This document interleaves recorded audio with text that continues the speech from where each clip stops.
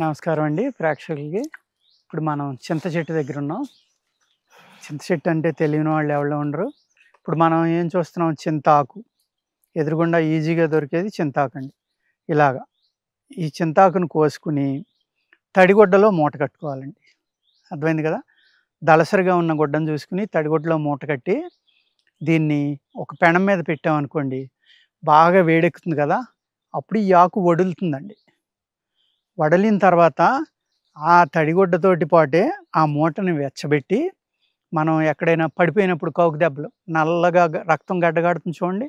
అటువంటి ఆటిలకి కానీ, చెట్టు మించి పడిపోయినప్పుడు, హైట్ మించి పడిపోయినప్పుడు, లోపల మజిల్‌కి గానీ, లేకపోతే నరానికి గానీ దెబ్బ తగలటం వల్ల రక్తం గడ్డకట్టడం, లేతే ఆ మజిలు లోపల చితికిపోతుంది, బయటికి కనపడదు. అటువంటి ఆటిలకి ఈ చింత ఆకు యొక్క కాపడం చాలా బాగా పనిచేస్తుందండి. అర్థమైంది కదా! అలాగే ఇప్పుడు సీజన్ అయిపోయింది. ఎక్కడో కానీ ఫ్లవర్స్ లేవు. ఈ పువ్వులు ఉన్నాయి కదండీ! చింత పువ్వులు. ఈ చింత పువ్వుల్ని కనుక మనం తీసుకుని, దీన్ని ఏం చేయాలండి, నీడన ఆరబెట్టుకోవాలి. నీడన ఆరబెట్టుకుని మనం మినప వడియాలు పట్టుకుంటాం కదా! ఆ మినప వడియాల యొక్క పిండిలో ఇది చెరిసగం కలుపుకుంటే, కొద్దిగా నలుపుకొని, పుల్ల పుల్లగా ఆ వడియాలు అద్భుతమైన టేస్ట్ వస్తాయండి. చింతపండుకి ఎన్ని గుణాలు ఉన్నాయో, ఈ పువ్వుకి కూడా అన్ని గుణాలు ఉంటాయండి. మంచి విటమిన్ సి ఉంటుంది. బాడీ చక్కగా విటమిన్ సి వృద్ధి వల్ల ఏమవుతుందంటే, బాడీలో ఉన్న పైత్యం అనేది తగ్గుతుందండి. ఈ మినప వడియాలు. మినప వడియాలు చాలా బలము. ఆ వడియాల్లో ఇది కలపడం వల్ల ఏమవుతుంది, ఇంకా మంచిగా ఇది పైత్యాన్ని తగ్గించి, రక్తశుద్ధి చేసి, బ్రహ్మాండమైన విటమిన్ సిని మన శరీరానికి ఇస్తుందండి.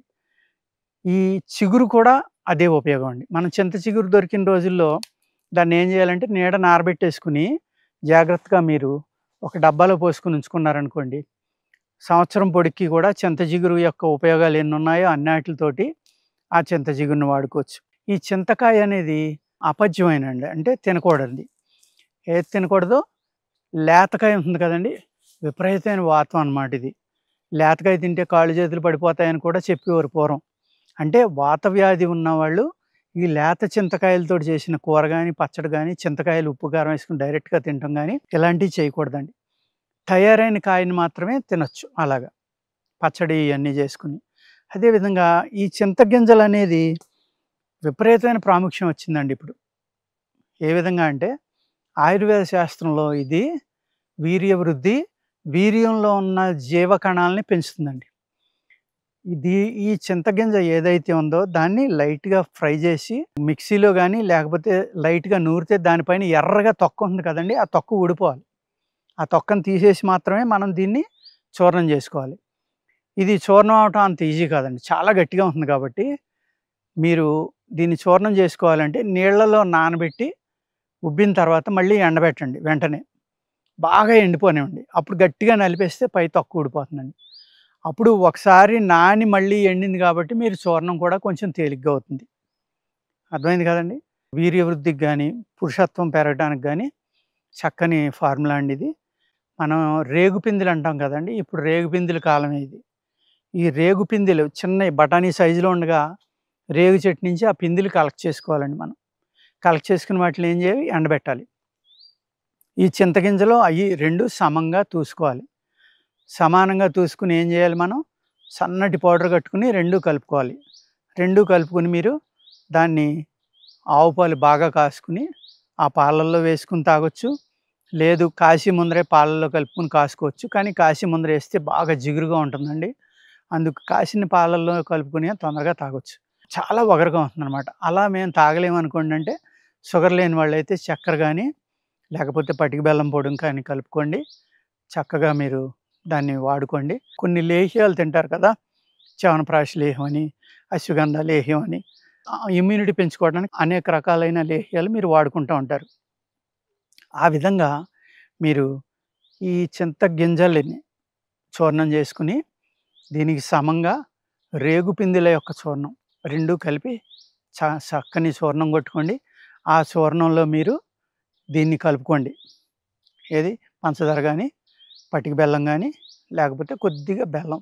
బెల్లం కన్నా పంచదార ఈ రెండే బా పనిచేస్తాయి. ఎందుకు అంటే, చింత చెట్టుకు సంబంధించినయి అన్నీ కూడా విపరీతమైన వేడండి.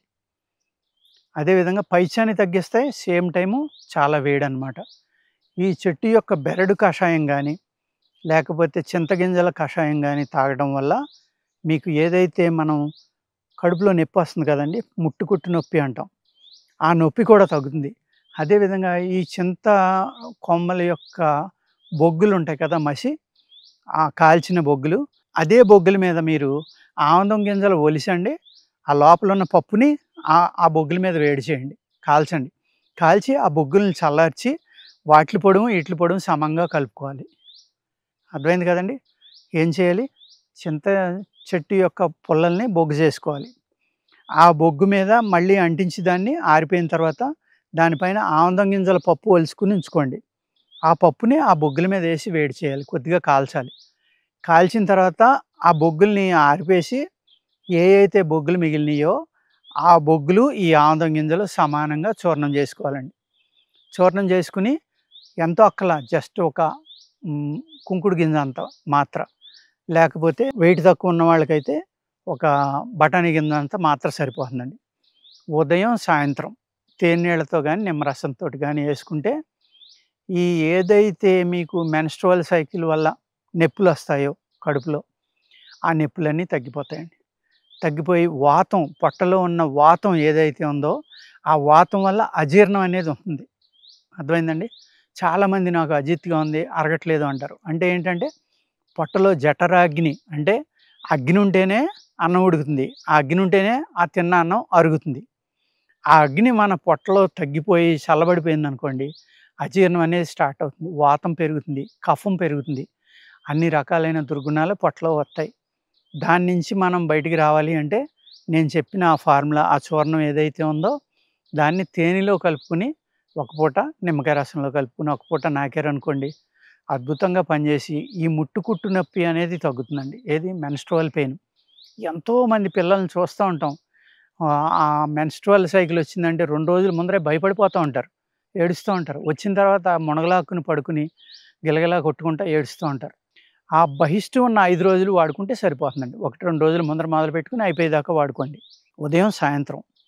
ఇలాగా మీరు 3-4 బహిష్టులు కనుక మీరు వాడుకుంటే ఆ నొప్పి నుంచి బయటపడతారు. ఆ నొప్పి మరీ ఎక్కువగా రావడానికి కారణం ఏంటంటే, స్త్రీ యొక్క గర్భాశయంలో గొడ్డు పురుగు అంటామండి. అది కూడా ఉండటం వల్ల కూడా నొప్పొస్తుంది. ఆ నొప్పి మరీ ఎక్కువ రావడం వల్ల కొంతమందికి సంతానం కలగకపోవటం కూడా జరుగుతుందండి. అందుకేం చేయాలంటే ఇది చాలా ఇంపార్టెంట్ ఫార్ములా ఆడపిల్లలకి. ఇది జాగ్రత్తగా చేసుకొని మీరు ఆడపిల్లలకు వాడుకుంటే వాళ్ళు ఆ పెయిన్ నుంచి బయటపడి చాలా హ్యాపీగా ఉంటారు. అర్థమైంది కదండీ! ఈ రకమైన ఇంపార్టెన్సు చింత చెట్టుకుందండి. ఇందులో కూడా ఇంకా 2, 3 ఫార్ములాలున్నాయండి. పూర్వం గజ్జి అనేవాళ్ళు, లేతే దురద అనేవాళ్ళు. దాన్ని చలితం అంటారు ఆయుర్వేద శాస్త్రంలో. ఆ ఒళ్ళంతా దద్దురొచ్చి దురదొచ్చినోళ్ళకి ఏం చేసేవారంటే, పూర్వం మా చిన్నప్పుడు ఈ చింతపండు గుజ్జు తీసేవారండి. గుజ్జు తీసి దాన్నేం చేసేవారు, బాగా మెత్తగా దాన్ని పలచగా కలిపి ఒళ్ళంతా రాసేసేవారండి. పిల్లలు గొళ్ళు, గొళ్ళు, గొళ్ళుమని ఏడ్చేవారు. బాగా మండుతుందనమాట రాస్తే. కానీ 1, 2 రోజుల్లోనే కంప్లీట్ ఒళ్ళు మీద ఉన్న పొక్కులు గానీ, ఇయన్నీ పోయి, దురదలు అన్నీ తగ్గిపోయాయండి. అంత అద్భుతంగా ఈ చింతపండు గుజ్జు అనేది కూడా మనకి పనిచేస్తుంది. మనం కొత్త సంవత్సరంలో సంవత్సరాదికి ఈ చింతపండు గుజ్జుని మనం పచ్చడి అంటాం కదా! వేప పువ్వు పచ్చడి అంటాం. కానీ వేప పువ్వు కన్నా మెయిన్ ఇంగ్రీడియంట్ కొత్త చింతపండు. కొత్త చింతపండులో విపరీతమైన హై సిట్రిక్ యాసిడ్ ఉంటుందండి. సి విటమిన్, సిట్రిక్ యాసిడ్ ఎక్కువ ఉండటం వల్ల ఏంటంటే, ఎక్కువ తినటం వల్ల రక్తం విరిగిపోతుందనమాట. అందుకనే ఈ citric acid, high citric acid ఇందులో ఉండటం వల్ల మనం తిన్న అనేక లేహ్యాలు గానీ, బలవర్ధక ఔషధాలు గానీ, లేతే ఆయుర్వేద ఔషధాలు గానీ, వాటిలో ఉన్న శక్తిని తగ్గించేస్తుందిది. పథ్యంలో మేము కంపల్సరీగా చింతపండు తినొద్దు అని చెప్తాం చాలామందికి. ఎందుకు అంటే కారణం ఇది. చింతపండు తింటే ప్రమాదం అని కాదండి. మీరు 3 నెలలు తినవలసిన మందు 6 నెలలు తినవలసొస్తుంది. అర్థమైంది కదండీ! అదే చింతపండుని మీరు ఒక సంవత్సరం నిల్వ ఉన్న తర్వాత నల్లగా అయిపోతుంది. ఆ చింతపండుని గనక తింటే దానికి పచ్యం అనేది లేదండి. మీరు అన్నాటిలోని అన్ని రకాల జబ్బులున్నవాళ్ళు తినొచ్చది. ఒక మహత్తరమైన అమృతంగా అది ఉపయోగపడుతుంది. అర్థమైంది కదండీ! చూడండి. కొత్త చింతపండుకి, పాత చింతపండుకి ఎంత డిఫరెన్సో చూసుకోండి మీరు. చింత చెట్టు దగ్గరలో ఉన్నవాళ్ళు నేను చెప్పినయన్నీ కూడా ఈ విధంగా చేసుకొని చక్కని ఆరోగ్యాన్ని పొందండి. నమస్కారం.